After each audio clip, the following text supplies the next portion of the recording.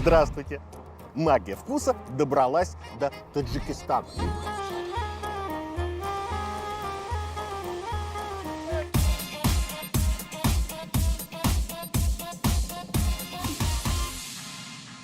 Скажите, аши бурида, я правильно называю?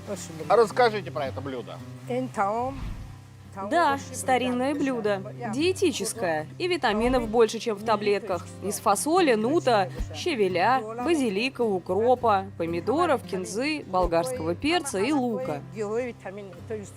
Блюдо древнее. Готовят, как правило, весной, когда появляется свежая зелень. У нас все это хорошо растет, получается недорого. Таджикская зелень моя любимица. Чертовски ароматно. Мне кажется, даже через экран немного чувствуется. Она очень ароматная. Укроп. А пахнет так, что, знаете, я бы этим укропом душился, честное слово. Как вы ее делаете? Она такая тонкая. Это все домашнее, да, лапша? Вы посмотрите, какая лапша.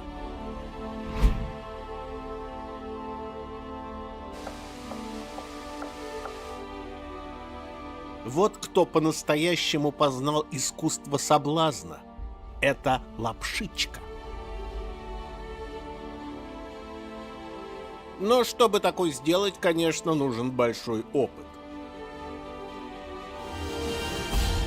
Бабушки наставляют внучек, а те своих.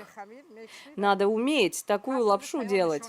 Чтобы научиться это делать руками, это, в общем, такое искусство, ремесло. За один день такой рецепт не освоишь.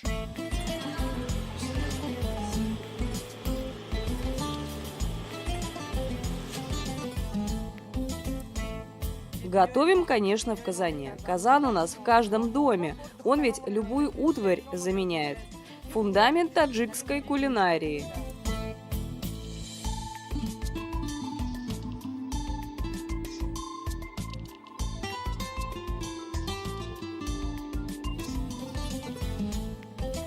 Аши бурида. А ведь такие блюда стали возможны благодаря великому шелковому пути, который здесь проходил.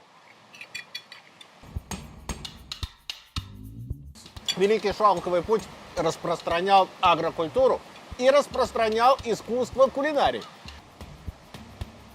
Вы понимаете, какая драгоценность.